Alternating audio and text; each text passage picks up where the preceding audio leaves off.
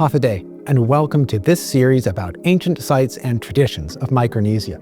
These episodes introduce the latest research and discussions about ancient life, history, and cultural traditions all across our diverse region of Micronesia. I hope that you like this series, and I look forward to learning more together.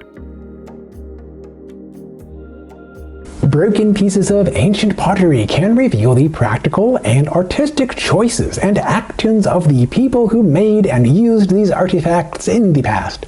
In Guam and the Mariana Islands, pottery artifacts have been abundant in every ancient time period, supporting a large part of how we today can characterize what happened over the last thousands of years. One study of the later traditional Lati period pottery dated mostly to the 1600s in northern Guam is presented here by Jassy Miller. Good afternoon, everyone. My name is Jassy Miller, and I'm a PhD candidate at the University of Hawaii at Manoa Department of Anthropology. I'm also an archaeological curation specialist at the Guam Cultural Repository. Today, I am here to talk about initial results of analyzed Lati period ceramics found on Guam's National Wildlife Refuge located on the northern tip of Guam. In this presentation, I will talk and show ceramic assemblages from 3 Lati sets and how different and similar they are to one another. The study here is part of an ongoing dissertation research that aims to compare inland and coastal Lati sites and their ceramic assemblages and associated attributes. I am very fortunate to be part of the series of presentations. Thank you, Dr. Carson. So Usma Asi for being here. The subject of the study is in the island of Guam, which is part of the Mariana Islands archipelago. The Mariana Islands archipelago are located northeast of the Philippines and consist of 15 volcanic islands.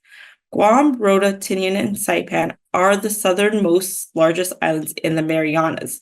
These southern islands exhibit favorable marine and terrestrial resources. All other northern islands are recent volcanic peak islands with some volcanic activity and little fresh water. The area in the study is the northernmost point of Guam in a village called Le Texan or Retidian. The Le Texan area presents both pre-contact and post-contact archaeological remains. The ceramic materials in this study are from field schools completed by the University of Hawaii at Manoa and the University of Guam Micronesian Area Research Center. In the Marianas, there are 2 distinct pre-European cultural phases, known as the pre-Lati, about 1500 BC to 1000 AD, and the Lati period, about 1000 to 700 AD. This study is focused on the Lati period. The Lati period archaeological remains are associated with stone and coral megalithic supports that elevated traditional Lati houses. These Lati houses were first described at early Spanish account in the 17th century. Early Lati settlements also have different types of material cultures, such as pottery, shell and stone tools, ornaments, grinding stones, and sling stones. Although the Lati period is known for its megalithic structures, it is also most known by the substantial amount of ceramic assemblages. The Lati period vessels are recognized by thickened and curved rims with rounded bottoms for cooking and storage. These are the major functional characteristics based on Lati vessel form, and there are more detailed characteristics found in fragment vessels that I analyzed in this study. Pots that are globular in shape are usually associated with cooking. Pots with restricted openings are often associated with storage. Pots that are flat in shape are associated with serving. Lati sherds are also recognizable for their types of surface treatment, such as the photo here showing comb surface treatment type. In this slide, you will see a woman depicted cooking at a vessel over a fire. With that said, early ethnohistoric accounts by 7th century Spanish clergy describe domestic activities and house structures during the Lati period. Ongoing historical and archaeological studies suggest Lati served as centers for various family and communal activities. Lati houses were for ancestor veneration, feasting, food preparation, cooking, and consumption. In the Marianas, the traditional social organization was matrilineal, as it is today. Conventional archaeologists has treated or assumed each Lati building was a separate nuclear household. A recent archaeological study proposed gender differences in Lati household activities as a result of different excavated materials found in the floors beneath 2 adjacent Lati sets. A more recent study to corroborate earlier work that I was a part of suggested that Lati 1 and Lati 2 also used in this study contains dissimilar ceramic assemblages that are suggested of segregated activities for male and females. As seen in the graph, Lati 1 has an abundance of ceramic marine shells, chipped stones, where Lati 2 has abundance of shells, fish hooks, bone, bead, animal bone, and Spanish metal nails. It is important to note that 32 units were excavated to limestone substrate to produce this data. The comparison of West Lati 1 and Lati 2 ceramics showed that Lati 1 showed more ceramics and diversity of ceramic variables. Lati 2 has lesser quantity of sherd diversity, but as suggested in former studies on Lati 2's abundance of fishhook and tools showed different locus of other activity. Together, the activities at the two side-by-side Lati indicate traditional households were comprised of multiple buildings used differently. These buildings produce probable gender label with spatial separation of female and male activity. Specific for this presentation, I expanded my research in understanding Lati households and their ceramic assemblage by adding a new comparison of assemblage from the eastern side of Ritidian Wildlife Refuge. This Lati, for the purposes of presentation, will be known as Lati 3 from the site cluster 5 feature A and B in the east side of Ritidian. This one Lati set was excavated in 2015 under purview of the University of Hawaii at Manoa and the University of Guam Micronesian Area Research Center. There is no known distinction of gender roles in Lati 3, unlike those found in Lati 1 and 2. The table shows an assortment of artifact type in Lati 3. Some counts for amount and weight are not displayed. I do not have this data since I solely focus on the ceramic assemblages in Lati 3. Radiocarbon dating of coconut shells from Lati 3 emitted suggested date range of 1500 to 1600 AD. Here are some example photos of Lati 3 collected slingstones and Isignuman shell artifact. As you can also see here, unit excavated at Lati 3 had shallow deposits where limestone substrate only were found few centimeters down in the unit. This study specifically focuses on the morphology of Lati ceramic assemblage to identify diagnostic variation in 3 Lati sets. The methods in the study relied on description and prediction to connect form and function of Lati pots and potsherds to household comparison. Descriptions of vessel forms are analyzed to draw inferences about vessel functionality, similarities and dissimilarities between the 3 Lati sets. This helps me to better understand what associated variables such as surface treatment, ratio of body to rim to body can tell us about the activities that took place in 3 Lati sets. I examined body thickness, surface treatment, weight, and size. Also, a standard deviation test was used to show distribution and confidence levels of body sherd thickness, which aid to understand durability of a pot for storage or cooking, like when a pot holds large amounts of material that undergoes thermal stress. To further understand functionality of vessel form, the ceramic analysis performed ratios and proportions for body and rim sherds. I infer that if there is more rims to body sherds, that it would indicate serving or smaller dishes. I also infer that if there were more body sherds to rim, then it would mean larger pots for cooking and or storage. Some considerations need to be made. The size of excavation in West Lati 1 and West Lati 2 are the same. That is, 216 1x1 meter units are at each Lati set. The size of excavation at East Lati 3 is not the same as West Lati 1 and 2. Lati 3 is less area excavated. A total of 10 1x1 meter units were excavated.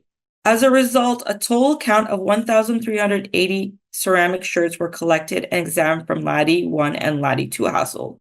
Lati 1 has far greater number of ceramic sherds than Lati 2. A total of 1,514 ceramic sherds were collected from Lati 3 household. Base sherds were only identified in Lati 3 household. Lati 3 has far greater number of sherds than Lati 1 and 2.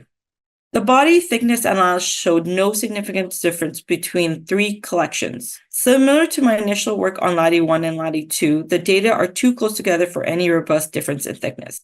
It is important to note here, with these types of tests, the amount of vessel sherds found in the 3 Lati collections may have skewed these results, and if there is a difference, it is too small and deemed insignificant. Rim stands can help distinguish rim use. Incurved rims are associated with cooking and storage, whereas vertical stands show different use. Outcurving rims are used for transport, that is, holding the rim and or cooking and storage with associated lid or open pot. The analysis of ceramic rim assemblage from Lati 1, Lati 2, and Lati 3 are classified as incurving, outcurving, and vertical. A majority of the rims are indeterminate. Ladi 1 shows a larger portion of incurve and vertical rims. Ladi 1 and 2 sites have relatively the same outcurving rims. Ladi 3 has the least amount of distinguishable number of rim types. Most of the shirts contain type of surface treatment, with 81% in Ladi 1, 59% in Ladi 2, and 15% in Ladi 3. Ladi 1 rim shirts use higher amounts of surface treatments on their pot. It is important to note that surface treatments are not only for aesthetics. Treated surface helps sturdiness when a pot undergoes stress through cooking or storing food and water. Ladi 2 had lesser rim surface treatment types used. Also important to note that the Ladi shirts with their associated surface treatment can indicate household artisanship. Like Ladi 2, Ladi 3 had lesser degree of types of surface treatments used on their rims. Overall, the surface treatments found in rims from the 3 Ladis show that Ladi 1 has a higher degree of variation and higher surface treatments on their pots. Ladi 2 and Ladi 3 have less rim surface treatments. More interestingly, there is a drastic or sharp contrast with body to rim ratio in Ladi 1 and Ladi 2 set. This ratio analysis helped identify probable relationships on how pots and their type, such as cooking, storing, serving, were used by 2 households. Notably, Ladi 1 has a higher number of body shirts to rim than Ladi 2. In Ladi 2, there's a larger amount of rim to body shirts. The ratio suggests that Ladi 1 had larger vessel due to the amount of body shirts and restricted openings with less rims, probable for cooking and storage. Ladi 2 showed smaller or flatter pots due to less amount of body with wide opening with more rims. Ladi 2 vessels through this ratio analysis are what you may expect for serving dishes during a feast. Ladi 3 showed a larger degree of body shirts from Ladi 1 and Ladi 2 and less rims. This may indicate storage vessels. In conclusion, Ladi 1 showed more ceramics and diversity of ceramic variables. Ladi 2 has lesser quantity of shirts diversity, but as suggested in former studies on Ladi 2's abundance of fish hook and tools show a different locus of other activity. Ladi 3 may suggest a longer occupied site with more ceramics. Ladi 3 may possibly be a site for feasting or ancestral veneration, as it has similar surface treatment, rim types, and thickness of Ladi 2. Together, the activities at the 3 Ladi indicate traditional households were comprised of variable activities, some more similar than others. These buildings use vessels during their day-to-day Ladia household activity.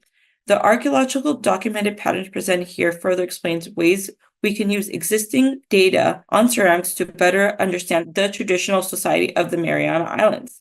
In sum, I will continue to conduct more detailed analysis of the ceramic attributes that may yet reveal a pattern that I have not yet discussed in this presentation. The photos on the right are the field school participants and scholar. I wouldn't have been able to reanalyze and review these collections without their hard work. Zuos Ma'asi. Also, Zuos Ma'asi to everyone who listened to me. I would like to acknowledge and thank the field school student participants, the University of Hawaii Manoa, the University of Guam Micronesian Area Research Center, the staff at the Richelieu Wildlife Refuge, and lastly, the Guam Culture Repository for allowing me to work on this. Zuos Ma'asi. Thank you for joining us in learning about ancient sites and traditions of Micronesia. If you would like to learn more details, then I encourage you to visit in person or online the Micronesian Area Research Center of the University of Guam. Thank you again for watching this program. I hope that you will continue to explore and discover more.